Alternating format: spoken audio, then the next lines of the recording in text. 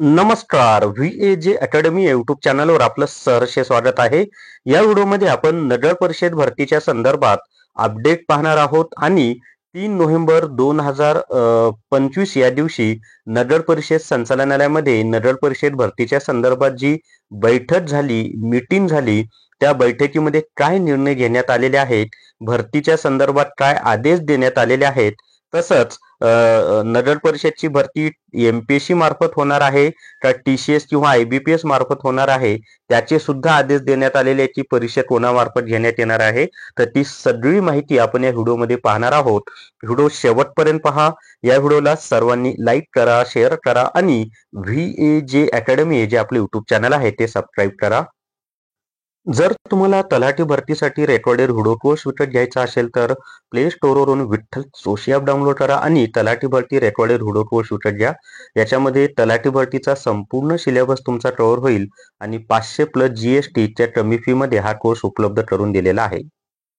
तर या ठिकाणी पहा, 3 नोव्हेंबर 2025 या तारखेचं हे परिपत्रक आहे. म्हणजे तारीख खूप महत्वाची आहे. 3 नोव्हेंबर 2025 आणि आचारसंहिता ही काल म्हणजे 4 नोव्हेंबर 2025 ला लागू झालेली आहे. काय म्हटलेलं या ठिकाणी पहा, तर नगर परिषद प्रशासन नागपूर विभाग नागपूर. आता हे नागपूर प्रशासकीय विभागानं आदेश दिले कशाच्या आधारे, तर 3 नोव्हेंबरला जी बैठक झाली मुंबईला नगर परिषद प्रशासन संचालनालयामध्ये, त्या बैठकीमध्ये जे ठरले त्याच्या आधारे त्यांनी नागपूर प्रशासकीय विभागामधील सगळ्या जिल्हाधिकाऱ्यांना हे आदेश दिलेले आहेत आणि संपूर्ण महाराष्ट्रामध्ये आता असेच आदेश दिले जाणार आहेत. काय म्हटलेलं आहे तर या ठिकाणी पहा की प्रति आयुक्त नगर परिषद प्रशासन जिल्हाधिकारी कार्यालय सर्व नागपूर विभाग नागपूर. आता विषय काय दिलेला आहे तर विषय या ठिकाणी स्पष्टपणे आपल्याला दिलेला आहे. पहा इथं या ठिकाणी स्पष्ट विषय दिलेला आहे. काय विषय दिलेला आहे आपल्याला की नगर परिषद नगरपंचायत मधील रिक्त पदे सरळ सेवेने भरण्यासाठी कार्यवाही करण्याबाबत. म्हणजे ही पदं भरण्यासाठी कार्यवाही करण्यात यावी आणि त्याच्या खाली काय दिले ते पहा.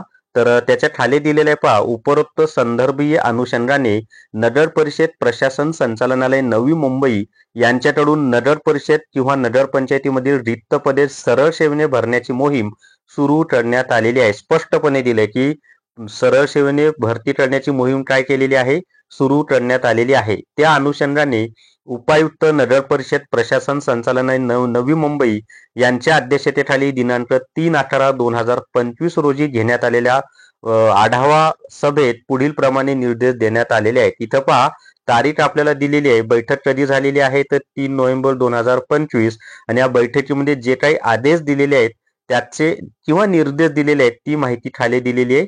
काय निर्देश दिलेले आहेत तर 3 निर्देश त्यांनी या ठिकाणी दिलेले आहेत आणि ते तिन्ही निर्देश अतिशय महत्वाचे आहेत. काय निर्देश आहेत ते जाणून घ्या. पहिला आहे नगर परिषद किंवा नगरपंचायत मधील रिक्त पदे निश्चित करणे. म्हणजे अजून यांनी रिक्त पदं निश्चित केलेली नाहीत. तर सुरुवातीला पहिला टप्पा आहे की नगर परिषद किंवा नगरपंचायतीमध्ये नेमकी किती पदं रिक्त आहेत ते त्यांना ठरवायचं आहे. ते ठरवल्यानंतर दुसरा टप्पा आहे बिंदू नामावली अद्ययावत करणे. मग एकदा रिक्त जागा किती आहेत ते ठरलं की त्यानुसार बिंदू नामावली अद्ययावत करायची आणि त्यानंतर सरळ सेवा पदभरती करिता TCS IBPS कंपनीशी करारनामा करणे.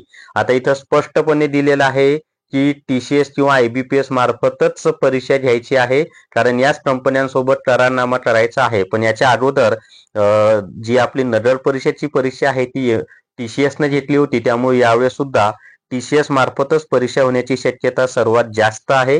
त्यामुळे त्या दृष्टिकोनातूनच अभ्यास करा. परीक्षा TCS किंवा IBPS मार्फतच होणार आहे. जे काही सांगत होते की नगर परिषदची परीक्षा MPSC मार्फत होणार आहे तसं नाहीये, कारण बैठकीमध्येच त्यांनी स्पष्ट सांगितले की TCS किंवा IBPS मार्फत परीक्षा घेण्यात यावी, त्यांच्यासोबत करारनामे करावेत. पण TCS मार्फत परीक्षा घेण्याची शक्यता जास्त आहे.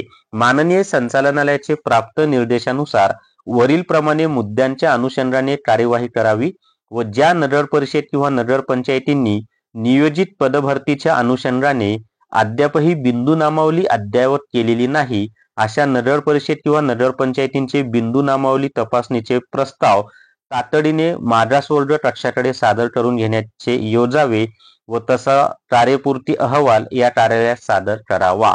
तर खूप महत्त्वाचा निर्णय घेतलेला आहे. परीक्षा TCS किंवा IBPS मार्फत होणार आहे, पण TCS मार्फत होण्याची शक्यता जास्त आहे. आता हे ज्या गोष्टी आहेत ना, या गोष्टी व्हायला वेळ लागतो आणि आपली आचारसंहिता सुद्धा आता लागू झालेली आहे कालपासून. त्यामुळं नडळ परिषदची जाहिरात ही आचारसंहिता उठल्यानंतरच येईल, त्याच्या अगोदर येणार नाही, हे सर्वांनी लक्षात ठेवा. जर तुम्हाला GK e book TCS IBPS pattern विकत घ्यायचा असेल तर प्ले स्टोअरवरून विठ्ठल जोशी ॲप डाउनलोड करा आणि GK e book TCS IBPS pattern विकत घ्या.